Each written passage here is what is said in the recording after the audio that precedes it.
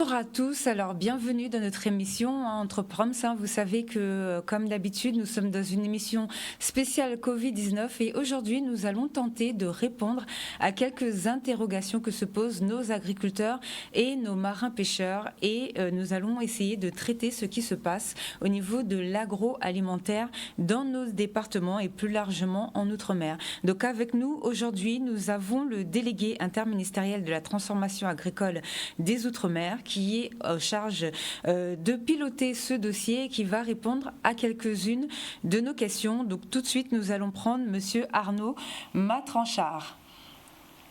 Allô ? Oui, bonjour. Oui, bonjour Monsieur Matranchard. Donc, comme je disais, vous êtes délégué interministériel à la transformation agricole des Outre-mer, donc au ministère des Outre-mer et au ministère de l'Agriculture et de l'Alimentation. Donc déjà, merci de faire cette intervention aujourd'hui et de répondre à quelques-unes de nos interrogations. Donc déjà, pour commencer, pouvez-vous nous faire un point de situation, s'il vous plaît, en Guadeloupe et plus largement en Outre-mer ? Alors, la situation est suivi de manière très régulière par différents canaux. Il y a des cellules économiques au niveau local qui sont menées avec les services de l'État pour faire le point des différentes difficultés rencontrées. Il y a des points très réguliers avec le niveau central, au niveau du ministère de l'Agriculture et du ministère des Outre-mer, et des échanges réguliers avec la Commission européenne sur les mesures qui peuvent être mises en œuvre. Si on veut faire le point, évidemment, la situation la plus importante qui est suivie, c'est l'approvisionnement de la population.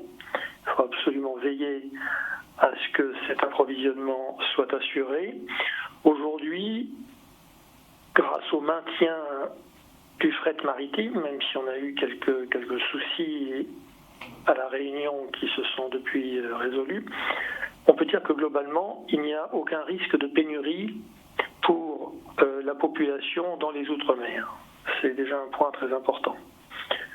Après, nous avons des difficultés qui interviennent outre-mer, certaines qui sont identiques à celles qu'on trouve dans les filières agricoles hexagonales, c'est-à-dire on peut avoir des chutes de la consommation de certains produits, ce qui fait que des filières se retrouvent avec des produits sur les bras qu'elles n'arrivent pas à écouler. Et enfin, outre-mer, on a la particularité de la diminution de la fréquence des vols entre l'outre-mer et l'hexagone, à la fois pour protéger la population d'une éventuelle dissémination du virus, avec une diminution des mouvements de population, avec le confinement, mais ça a aussi entraîné directement une diminution du fret aérien. Et plusieurs entreprises étaient dépendantes du fret aérien, et pour ces secteurs-là, il y a effectivement des difficultés. D'accord, donc justement, malgré l'adaptation, puisque vous savez aussi que tout ce qui est les entreprises dont vous parlez qui sont dépendantes du fret aérien, pour faire un point de situation pour nos téléspectateurs, c'est tout simplement puisqu'elles produisent ce qui va être exporté. Et là, elles se retrouvent dans une difficulté par rapport au trafic de structures commerciales et d'agro-transformateurs qui ne peuvent plus travailler, sachant que les collectivités, les restaurants sont à l'arrêt et donc elles ont une forte baisse de leurs commandes. Et du coup, il y a beaucoup d'accumulation de problèmes qui se passent dans notre secteur, enfin dans notre département. Donc déjà, il faut savoir qu'il y a des pertes au niveau des champs. Donc les agriculteurs freinent leur récolte parce qu'ils ne sont pas sûrs de vendre leurs produits. Et le problème qu'il y a, comme vous le savez, c'est que les produits, ce sont des denrées qui sont périssables. Ensuite, il y a une perte sur la vente en elle-même, puisque les structures connaissent d'ores et déjà des problèmes de trésorerie. Et là, c'est un problème qui va être amplifié. Et du coup, la première question est-ce qu'il va y avoir des dispositifs de circonstances exceptionnelles qui vont être enclenchés par rapport à la situation, sachant que les agriculteurs souhaitent également l'activation d'aides de minimis. Je sais que vous avez eu une réunion il y a quelque temps justement avec la Commission européenne. Comment est-ce que cela va se passer, s'il vous plaît ? Il y a des filières très impactées, comme on le disait. Je pense à la filière de l'horticulture, oui. Parce que les fleurs, ce sont des produits vivants. Il était prévu une vente importante de fleurs, et vous savez qu'aujourd'hui, les fleurs ne sont pas considérées comme une denrée essentielle, et que donc les ventes de fleurs ne peuvent plus se faire, et donc tout le secteur de l'horticulture est impacté. Oui. Mais on a aussi toutes les filières qui exportent par fret aérien, et là je pense en particulier aux filières qui exportent des fruits, oui. et en particulier à la filière melon en Guadeloupe, qui produit un melon de contre-saison qui est expédié par fret aérien, et là on arrive au pic de la production. Oui. Donc là ce sont des besoins très importants en fret aérien auxquels se retrouve confrontée la filière melon. Donc le gouvernement a commencé déjà à mettre en place plusieurs mesures qui s'appliquent aux agriculteurs et aux entreprises de l'agroalimentaire. Donc je les rappelle, c'est la prise en charge du chômage partiel, c'est la suspension des cotisations sociales et des impôts directs, c'est la possibilité de souscrire auprès de sa banque un prêt garanti par l'État, il s'agit de la suspension des loyers et des factures d'eau et d'électricité, et enfin une aide de 1 500 € par mois de l'État qui peut être complétée de 2 000 € supplémentaires par les régions pour les personnes qui emploient des salariés, à condition de pouvoir justifier d'une diminution du chiffre d'affaires par rapport à l'an dernier. Au début, ça a été fixé à 70%, puis ça a été ramené à 50%. Par ailleurs, il y a un dispositif de circonstances exceptionnelles qui est un dispositif qui ne peut s'appliquer qu'à certains bénéficiaires des aides du POSEI. Donc ce mécanisme a été sollicité par différentes filières et nous sommes en cours de discussion avec la Commission européenne pour voir comment l'appliquer. Et par ailleurs, il existe aussi des possibilités de mesures de retrait du marché, c'est-à-dire que les producteurs qui n'arrivent pas à écouler leurs produits peuvent bénéficier d'aides communautaires, d'aides publiques, pour retirer les produits qu'ils ne peuvent pas commercialiser. Ceci a été activé et peut s'appliquer outre-mer pour les organisations de producteurs qui sont reconnues par la Commission européenne. Alors comment fonctionne l'organisation dont vous parlez ? Alors c'est une demande qui doit être transmise par l'organisation de producteurs. C'est un choix qu'elle fait. Et alors ça, ce n'est pas spécifique à l'outre-mer, ce sont des mesures qui s'appliquent aussi dans l'Hexagone et dans toute l'Union européenne. Les entreprises signalent qu'elles ne pourront pas commercialiser leurs produits pour différentes raisons. Et donc là, il y a un niveau d'aide qui est différent selon ce qu'on compte faire du produit. Vous pouvez avoir une aide pour stocker le produit, pour le congeler par exemple, mais vous pouvez aussi décider de le détruire. Alors il faut que ce soit un produit sain, il ne faut pas que ce soit un produit avarié. Si vous décidez de le détruire, vous avez un certain niveau d'aide. Et si vous décidez de le donner gratuitement, eh bien vous avez un niveau d'aide qui est un peu supérieur. D'accord. Au niveau du fret, puisque le fret est quand même maintenu, puisque je sais que l'Hexagone est vraiment en train de travailler avec, par exemple, pour parler des melons, avec Caraïbes Melonniers, donc pour affréter des avions depuis l'Hexagone, mais le coût reste quand même élevé, parce que ce que veulent les agriculteurs, c'est quand même pas de détruire. Je sais qu'au final, ils auront peut-être pas le choix, mais c'est quand même difficile de détruire une production qui arrive là maintenant à son pic. Est-ce qu'il n'y a pas un système qui peut être mis en place afin que l'exportation qui puisse exporter à moindre coût peut-être pendant cette période? Est-ce que vous pouvez travailler dans ce sens ou est-ce que vous avez des éléments sur cette question, sur cette interrogation? Alors, le besoin du fret, il se trouve dans les deux sens. On a un besoin de fret dans le sens hexagone outre-mer. Oui, pour le médical, entre autres. Alors, il y a le médical, qui est évidemment, et chacun comprendra, le secteur prioritaire. Mais il n'y a pas que le médical, on a d'autres besoins. Je pense aux poussins de 1 jour et aux œufs à couver, qui ne peuvent pas voyager par voie maritime et qui servent à élever les animaux qui vont ensuite pouvoir produire des œufs, qui vont ensuite pouvoir produire des volailles fraîches. Donc on a un besoin à ce niveau-là. On a aussi d'autres matériels qui ne peuvent pas voyager par voie maritime. Je pense à certains produits vétérinaires, mais aussi à certains intrants comme par exemple les semences porcines ou certaines semences végétales. Dans l'autre sens, il y a un besoin très important, et en particulier pour Caraïbes Melonnier, qui est quand même une grosse entreprise et qui représente plusieurs centaines de salariés aux Antilles. Donc c'est un sujet très sensible qu'il faut absolument suivre, et évidemment que l'État est très sensibilisé et a bien compris la difficulté dans laquelle se trouvait cette entreprise. Il y a des besoins qui sont de pouvoir exporter près de 700 tonnes de melons en 3 semaines pour aller là, de l'outre-mer vers l'Hexagone. Donc il y a des discussions qui sont en cours avec les compagnies aériennes. Comme vous le signalez, le surcoût est très important, puisque dans les premières discussions qui ont émergé, on mettait en avant un surcoût de 3,60 € par kilo, rien que de fret aérien, pour un produit qui, in fine, va être vendu à Rungis à 3 € du kilo. Donc on voit bien un petit peu la difficulté, le coût du fret était supérieur au prix de vente du produit. Donc on poursuit les discussions au niveau de la cellule interministérielle de crise avec le ministère des Transports pour tenter d'apporter des solutions, de diminuer le coût du fret, mais aussi de voir comment on peut apporter une aide à cette entreprise.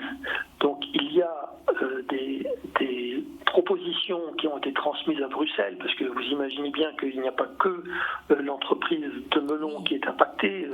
Vous pensez aux producteurs je prends un exemple, l'exemple des producteurs de chocolat en France qui vendent 70% de leur production au moment des fêtes de Pâques, ou certaines filières comme les agneaux ou le chevreau qui, pareil, au moment des fêtes de Pâques, font l'essentiel de leur chiffre d'affaires de l'année. Toutes ces filières ont besoin d'aide. Donc le gouvernement a proposé des mesures pour l'avenir, mais aujourd'hui, le détail et les modalités de ce soutien à venir ne sont pas connues, puisqu'elles nécessitent encore d'être discutées avec les institutions européennes. D'accord, donc merci. Alors, l'écoulement des productions, elles sont en baisse, les prix sont cassés pour permettre d'alimenter toute la population, mais les charges, elles, sont constantes, et donc les paiements globalement de la filière va peut-être avoir une répercussion qui sera plus longue que la crise et qui va durer au-delà du confinement. Donc, comme vous le savez, contrairement à une entreprise qui doit produire au fur et à mesure, les agriculteurs doivent, eux, produire en amont, et c'est pour ça que leur cas est tout de même particulier, puisque ce sont des choses qu'ils ont produites pour couvrir leur chiffre d'affaires en général de l'année. Donc est-ce que ça va être pris en compte, puisque vous savez que les charges, elles ont été reportées, mais qu'elles ne sont pas baissées, Or, eux sont obligés de casser leur prix par rapport à la situation. Est-ce qu'il va y avoir des aides par rapport à cette mise en œuvre de techniques pour eux, pour pouvoir écouler leurs produits par rapport à cette spécificité-là, sachant que je sais que même au niveau du lait, il y a les mêmes problèmes. En métropole, il y a aussi eu des choses qui sont parues là cette semaine, ce week-end. Il y a les mêmes problèmes au niveau du lait, mais ce sont des choses qui ont été produites en amont. Donc, est-ce qu'il va y avoir une mesure exceptionnelle au niveau des charges ? Alors, là, le ministre de l'Agriculture, M. Didier Guillaume, a participé à distance à un conseil des ministres de l'Agriculture et de la Pêche le 25 mars dédié à cette crise, parce que les difficultés que vous décrivez là, eh bien malheureusement, on les retrouve dans de trop nombreux territoires de l'Union européenne, et il a plaidé pour une réponse forte et adaptée de la politique agricole commune, notamment via des mesures de soutien au marché. Donc à l'évidence, des mesures particulières devront être adoptées au niveau communautaire, mais aujourd'hui, le détail de ces mesures n'est pas encore connu, car ça doit rentrer dans un cadre national et européen. D'accord. Est-ce que vous savez combien de temps ça va prendre, puisque ce sont quand même des denrées qui sont périssables ? Alors, effectivement, il y a un problème entre le temps nécessaire à la décision européenne, dont chacun sait que souvent les décisions mettent du temps à aboutir, et puis le calendrier biologique, qui lui n'attend pas, ce sont des produits vivants qui ont besoin de décisions extrêmement rapides. Donc il faut travailler sur les deux tableaux, c'est-à-dire des mesures de gestion de la crise immédiate, comme le travail sur le fret aérien, le travail sur le stockage, et puis des mesures à plus long terme qui va être comment, une fois que la crise sera passée, est-ce qu'on va redémarrer l'économie, comment est-ce que l'on va aider tous ces secteurs qui auront été extrêmement impactés par la crise et qui là vont effectivement prendre un peu plus de temps. Et aujourd'hui, malheureusement, personne n'est capable de donner un calendrier, mais chacun souhaite évidemment aller le plus vite possible. D'accord. Donc malgré un respect strict des règles sanitaires et des gestes barrières, les agriculteurs sont quand même confrontés par rapport à la crise du coronavirus à certaines difficultés qui forcément leur entraînent des pertes supplémentaires. Et c'est tout ce qui concerne les gestes barrières et les mesures de sécurité qu'ils doivent appliquer dans leur exploitation. Donc le secteur agricole n'était pas éligible aux aides promises aux entreprises, puisque ce n'est toujours pas adapté à leur secteur d'activité, comme on disait tout à l'heure. Est-ce que l'État compte mettre en place des mesures spécifiques en termes d'emploi et de main-d'œuvre pour le secteur agricole ? On a entendu que les gens sont invités à venir aider les agriculteurs, mais que compte faire l'État face au manque d'équipement et de protection, comme le gel, le masque, sachant que pour les salariés de la filière, il y a un manque en fonction des territoires, puisque le service hospitalier n'a déjà, lui, pas de masque. Donc comment ça va se passer ? Alors, les aides qui ont été annoncées par le gouvernement sont ouvertes au monde agricole. Mais effectivement, comme on l'a dit, il faut que les agriculteurs puissent démontrer qu'ils aient eu une diminution de leur chiffre d'affaires d'au moins 50%. Et pour cela, il faut évidemment que les productions soient déclarées. Parce que si les productions ne sont pas déclarées, effectivement, il n'y a pas d'accès aux aides publiques. En ce qui concerne les équipements de protection individuelle, il y a un besoin général de ces équipements au niveau national et tout le monde en a besoin. Et on voit bien que le gouvernement déploie tous les efforts possibles en faisant venir une sorte de pont aérien avec les pays qui produisent ces équipements pour les faire venir. Et on a annoncé des commandes de plus d'1 milliard de masques, mais chacun comprendra que ces équipements, en particulier les équipements de protection les plus adaptés, doivent être réservés au personnel soignant qui, eux, sont en contact dans l'environnement confiné qu'est l'hôpital avec les patients les plus contagieux. Alors, au niveau des autres secteurs, évidemment, la protection de tous les salariés est indispensable. Et le gouvernement vient d'annoncer qu'il recommandait l'utilisation de masques alternatifs. Donc là, il convient qu'il y ait un effort général de l'ensemble des secteurs d'activité de la société pour pouvoir fournir aux salariés ces équipements de protection alternatifs. Donc en gros, on compte sur les citoyens pour faire un effort citoyen, parce que nos compatriotes ont beaucoup d'idées sur ce point. Oui, et puis c'est c'est à l'employeur d'assurer la sécurité du salarié qu'il emploie. D'accord. Est-ce que ça ne va pas poser un problème par rapport à la déclaration de la ministre du Travail qui disait qu'il va y avoir des contrôles lorsque les professionnels ferment sans raison, entre guillemets, valable? C'est-à-dire que lorsque l'employeur ne peut pas assurer la sécurité de son personnel et qu'il doit fermer parce qu'il ne trouve pas de masque, comment ça se passe concrètement au niveau agricole sur ce point? Comment est-ce qu'ils peuvent justifier, puisqu'il va y avoir des contrôles? Donc comment est-ce que la justification va être prise en compte?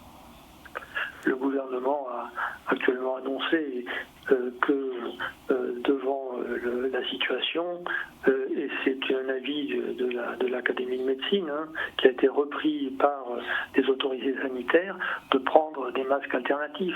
Et ça, je pense que on comprend bien que chacun ne peut pas fabriquer des masques FFP2, mais que des masques alternatifs, chacun peut en réaliser à son niveau. D'accord, je vous remercie. Alors maintenant, je vais vous poser quelques questions au sujet de nos marins-pêcheurs. Donc le gouvernement a annoncé à plusieurs reprises que les charges sociales et fiscales seraient reportées, voire annulées. Pour autant, les pêcheurs continuent de les recevoir. De plus, comme dans le monde agricole, les mesures d'aide annoncées ne correspondent pas à la réalité du terrain.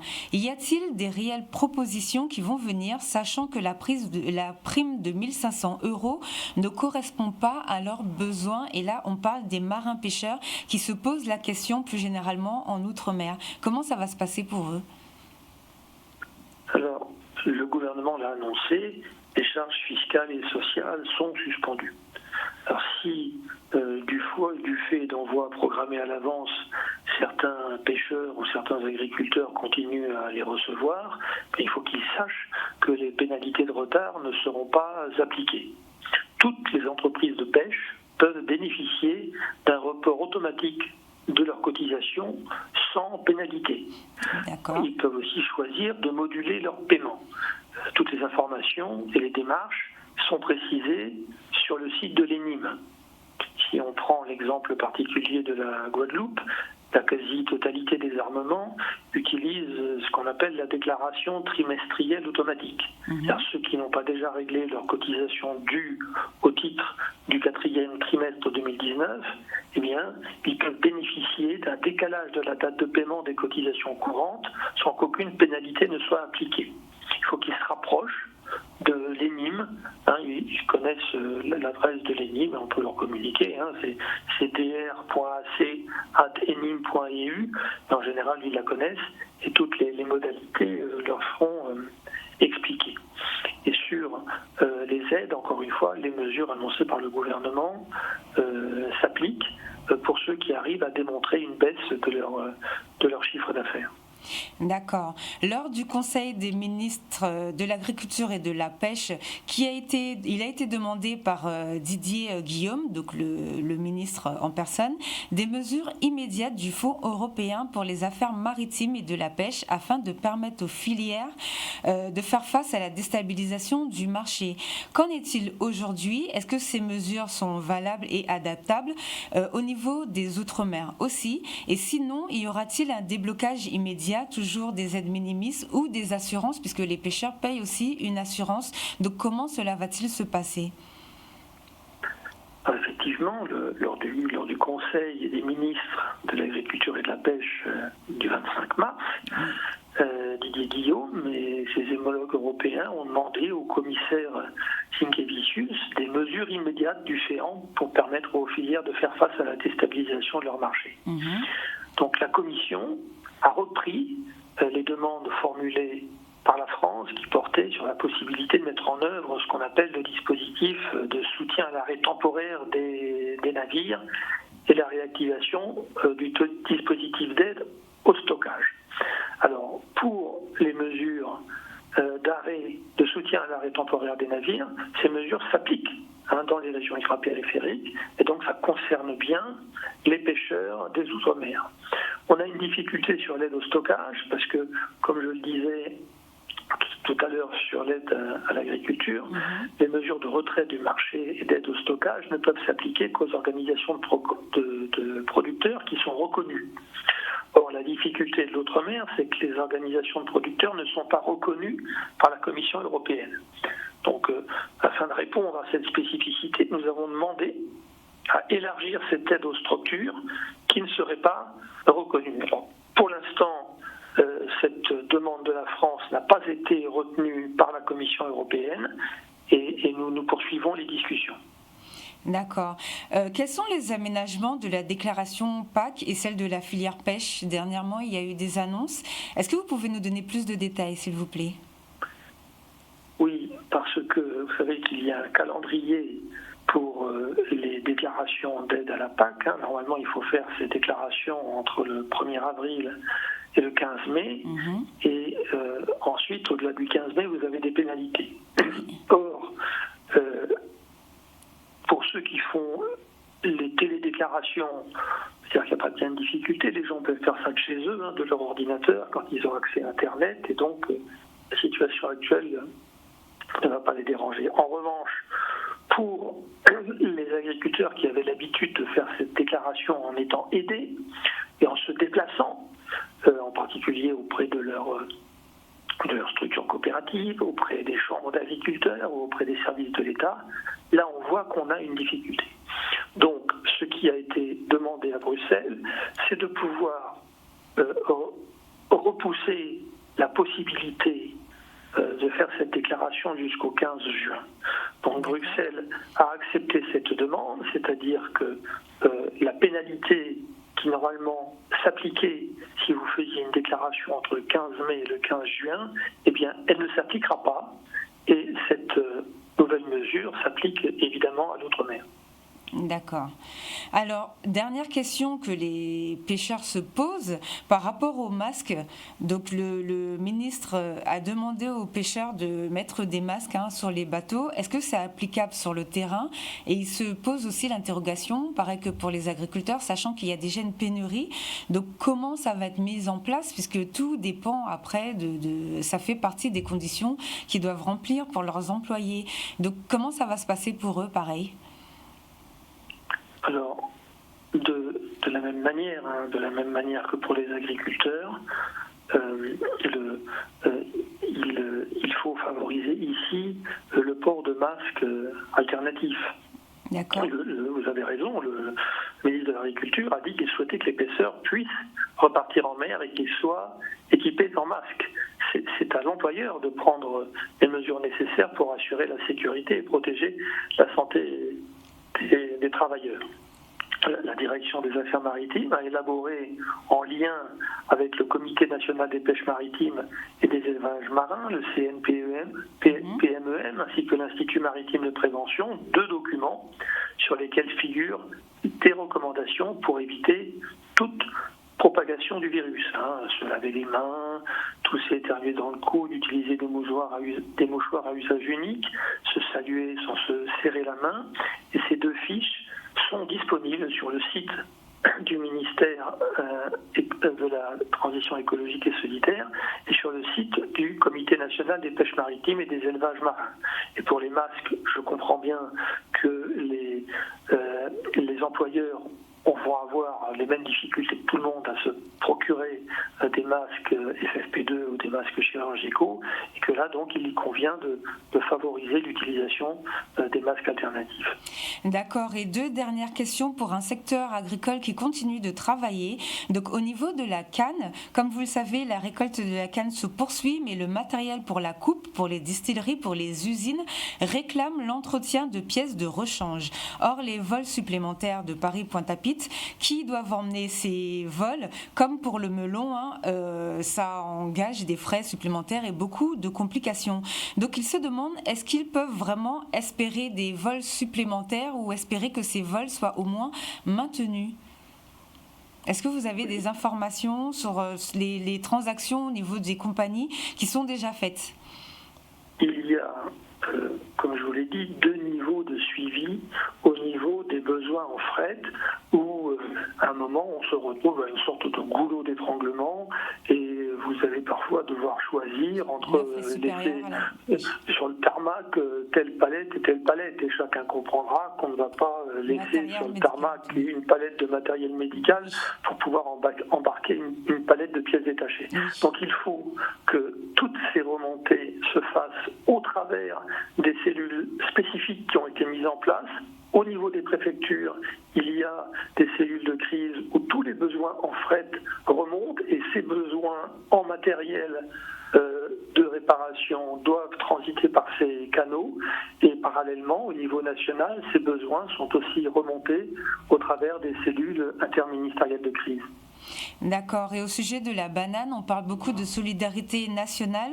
Or, certaines exploitations sont à moins 70% de pertes actuellement au niveau de nos productions dans l'outre-mer, puisque les commandes de la France s'orientent vers le bas de gamme, puisque la commande de la banane que nous produisions répond à un cahier de charges contraignant et qui donne un fruit d'une excellente qualité et qui préserve maintenant l'environnement à cause des nouvelles normes. Par rapport à son poids économique, social et environnemental, face à la concurrence internationale, les producteurs se demandent est-ce qu'il va y avoir une priorité nationale qui va être mise en place de manière à ce que ce soit la banane des Outre-mer qui arrive sur le marché dans l'Hexagone. Comment ça va se passer ? Alors aujourd'hui, il y a eu des interventions auprès des grandes surfaces pour tenter de favoriser les produits pays. Au niveau de la banane, il n'y a pas de difficulté au niveau du fret, puisque ce n'est pas un fret aérien, mais un fret maritime qui est maintenu. La difficulté, elle vient de deux problèmes. C'est que, la grande surface, dans la situation de crise actuelle, dit qu'elle ne peut pas faire de segmentation du marché, et que donc elle ne peut pas prendre les marchés, les quelques marchés de bananes bio que l'on trouvait, qui avaient commencé à se mettre en place au niveau des Antilles. Donc ça va pénaliser ce petit segment, sachant quand même que l'immense majorité de la banane aux Antilles n'est pas bio et donc ne va pas être pénalisée. Et enfin, la difficulté peut se trouver au niveau s'il y a des difficultés de main-d'œuvre au niveau des plantations, puisqu'il faut que les salariés soient rassurés quand ils aillent sur leur lieu d'exploitation et que toutes les mesures de biosécurité soient mises en œuvre. Il y a eu des discussions avec l'inspection du travail pour lever les inquiétudes qui avaient vu le jour sur le terrain, parce qu'on sait très bien qu'il y a une maladie des bananiers due à des champignons qu'on appelle la cercosporiose, qui nécessite de la manipulation au niveau des champs par de l'effeuillage, et que lorsque cette manipulation ne peut pas se faire, il peut y avoir une propagation de cette maladie qui va entraîner des chutes de production. Donc les professionnels nous ont transmis une demande de mise en œuvre de ce qu'on appelle des circonstances exceptionnelles pour permettre de toucher les aides communautaires, même si la totalité de la production n'est pas atteinte, et nous sommes en train de discuter avec la Commission européenne de cette demande. D'accord, je vous remercie d'avoir répondu aux quelques questions que nos agriculteurs et que nos pêcheurs se posent. Est-ce que nous pouvons rester en contact avec vos services pour, une fois que vous avez fait le point, peut-être revenir vers nous pour avoir concrètement les réponses et les avancées de cette situation ? Oui, il est important de maintenir en permanence le dialogue sur l'évolution de la situation et les solutions qui sont en cours de discussion. D'accord. Est-ce que vous avez des réponses par rapport au confinement, par rapport à la prolongation pour les professionnels ? Peut-être vous savez comment ça va se passer ? Là, ce sont des sujets qui sont suivis par les autorités sanitaires. Je pense qu'il faut les laisser s'exprimer sur le sujet. Très bien. Je vous remercie beaucoup de votre intervention, en tout cas. Je vous en prie. Au revoir. Au revoir. Bonne journée à vous. Donc voilà, voici le point que nous avons fait aujourd'hui, ce matin, donc avec notre intervenant qui est Monsieur Arnaud Martranchard et qui est délégué interministériel à la transformation agricole des Outre-mer, donc ministère des Outre-mer, ministère de l'Agriculture et de l'Alimentation, et qui nous fait un point au sujet de nos produits, puisque comme vous le savez, nos agriculteurs ont du mal à écouler leurs produits. Donc pour l'instant, nous sommes en train, au niveau du ministère, ils sont en train de travailler sur cette histoire et nous, on essaie de vous transmettre le maximum d'informations possibles. Donc n'hésitez pas, si vous avez d'autres questions, à nous les faire remonter, que nous puissions avoir un suivi vraiment plus régulier. Et nous allons revenir sur la page Facebook dont nous vous avons parlé la semaine dernière. C'est une page Facebook qui s'appelle Localité, donc ça va s'afficher. Donc Localité, c'est une page qui a été créée donc, par des jeunes Guadeloupéens et qui mettent en contact nos agriculteurs avec la population. Donc là, vous allez voir... Bon, alors en tout cas, vous pouvez aller sur la page Facebook Localité. Et là, vous pouvez faire une demande. Ils ont mis aussi en place tout ce qui est système de livraison. Donc, vous pouvez directement aller leur poser vos questions et vous pouvez vous inscrire sur cette page pour savoir à quel moment vous pouvez être livré, ce qu'il reste comme fruits et légumes. Et surtout, si vous êtes un agriculteur, n'hésitez pas à aller vous enregistrer aussi sur cette page, puisque le but est vraiment de faire le lien entre les produits et entre les consommateurs. Donc merci à vous d'avoir suivi cette émission. Nous vous tenons au courant et bientôt, comme nous avons déjà pris contact, comme vous savez, avec différents services pour vraiment suivre cette situation, nous vous ferons un autre point avec un autre ministère. Merci de nous avoir suivis. Au revoir, à bientôt et surtout bon courage. Restez chez vous. La santé est prioritaire, même si l'économie c'est vraiment un point important dans notre société, puisqu'après nous sommes dans une crise qui va créer réellement quand même pas mal de chômage, donc on essaye de voir comment on peut passer le cap pour pouvoir avoir justement le moins de personnes possible au chômage après cette crise, parce qu'il est important quand même que notre secteur économique puisse passer le cap de cette situation. Donc restez chez vous. Si vous êtes malade, surtout ne sortez pas, et lorsque vous sortez, lavez-vous bien les mains, respectez bien les distances de sécurité, surtout que l'on sait que maintenant c'est la période où il y a les aides sociales, que ce soit les minima sociaux, que ce soit les retraites. Donc surtout ne vous précipitez pas dans les magasins pour aller faire des courses, puisque c'est là qu'il va y avoir un gros afflux au niveau des personnes qui vont tous se toucher au même temps. Donc rapprochez-vous plutôt des pages et des agriculteurs qui ont mis des choses en place. N'oubliez pas que la région Guadeloupe a aussi mis un service pour les personnes âgées de plus de 80 ans. Donc si autour de vous, vous avez des personnes de plus de 80 ans, n'hésitez pas à contacter la région si c'est une personne isolée pour savoir comment faire pour que cette personne soit livrée en fruits et légumes afin qu'elle n'ait pas à sortir faire des courses. Et il y a aussi les marchés qui ont repris toujours à Bémao le mercredi et le samedi pour les grossistes. Donc voilà, merci à tous de nous avoir suivis. Bonne journée et bon courage. Au revoir.